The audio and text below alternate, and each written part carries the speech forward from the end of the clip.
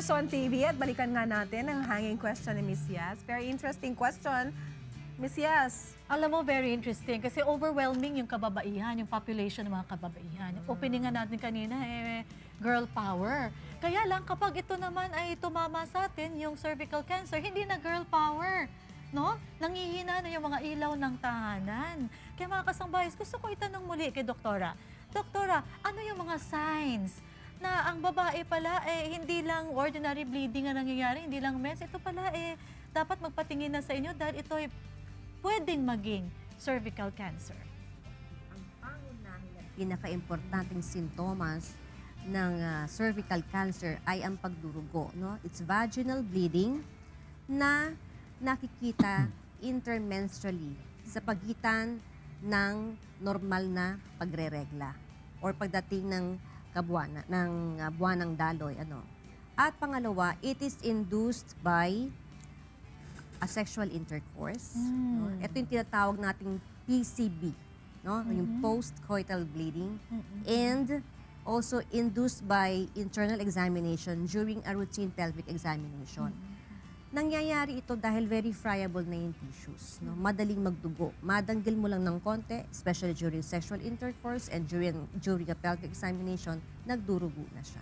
Pero di ba, Doc, may mga stages po ang cancer. Yes. Pagka nandyan na sa mga stages wherein nakakakita ka na ng bleeding sa isang babae, usually anong stage na yan, Doctor? Well, pwedeng stage 1 yan. No? Pwede Pero rin. usually, stage 1B, wherein meron ng gross lesion kasi.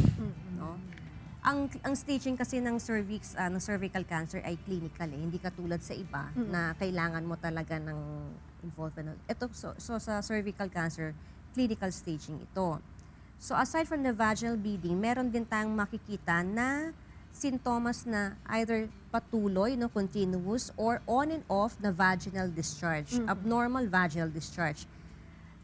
It may be in the form of maaring yellowish, brownish, reddish, pero meron itong kasamang kakaibang amoy. So kapag ang babae napansin niya na hindi normal, no, na nangyayari sa kanya, hindi na dapat pang magpatumpik-tumpik, hindi na dapat magdalawang isip at hindi na dapat matakot no na magpatingin. So pag may foul smell na dun sa discharge, Especially kung medyo parang bahid dugo, no, parang hinugasan ng isda, no? Tapos paputol-putol o maaaring tuloy-tuloy, hindi tumitigil, mawawala, babalik ulit. Okay. Doktora, follow-up question. May mga age kasi sa ating mga babae, no, na talagang ina-anticipate ng karamihan na, ay, normal na ito kasi I'm on my perimenopausal, no? So, doktora, paano mo madidistinguish na yung pagdurugo perimenopause lamang o ito ay sinyales na ng cervical cancer?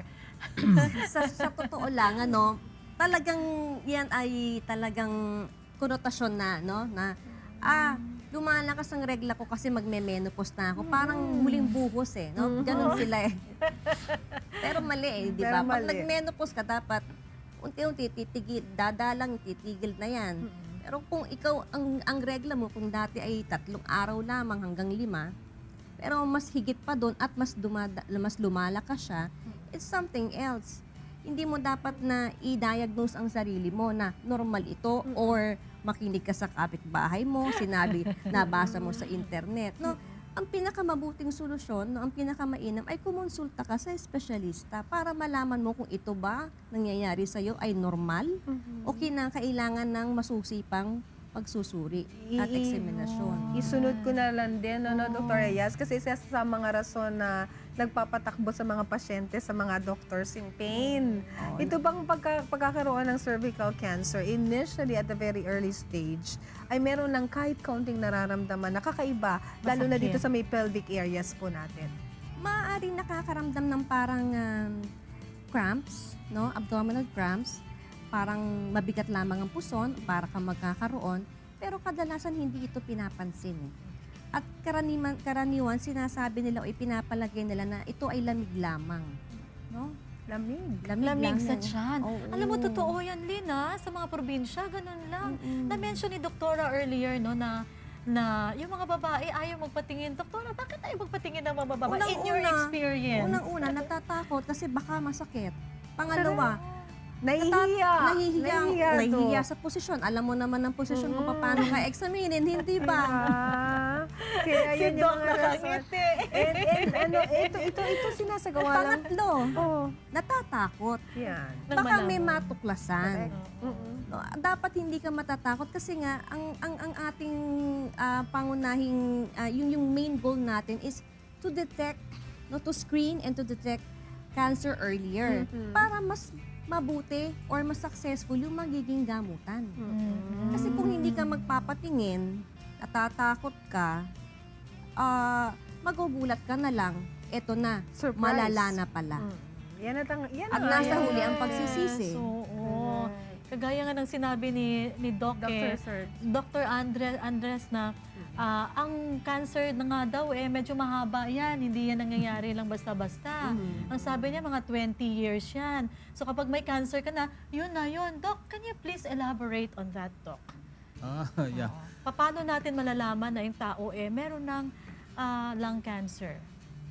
Medyo Symptoms. mahirap. Ang ano lang namin dyan, once you are a smoker, alam mong smoker ka, you are obliged to undergo chest x-ray every 6 months. With or without symptoms, Basta smoker ka, no?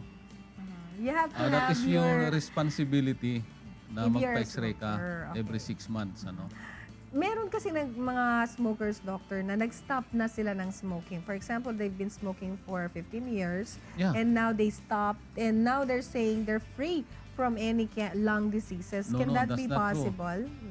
That is impossible. Not true. So yung lahat ng in-intake nila, nandun na yan, Lahat nakastore na ng yun. smoker will have a lung disease in the Okay. future, no? So kasi sinasabi nga nila, wala pa sila masyadong nararamdaman ngayon, Walang doctor. symptoms pero So, abnormal lang yung baga.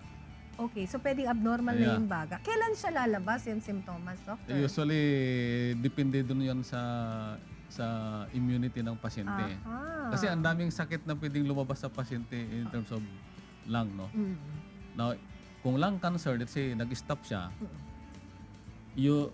habang nagsisigarilyo yung pasyente, the risk to develop lung cancer is 100%. Now, if you stop, the risk will go down to 5% only at the end of 20 years.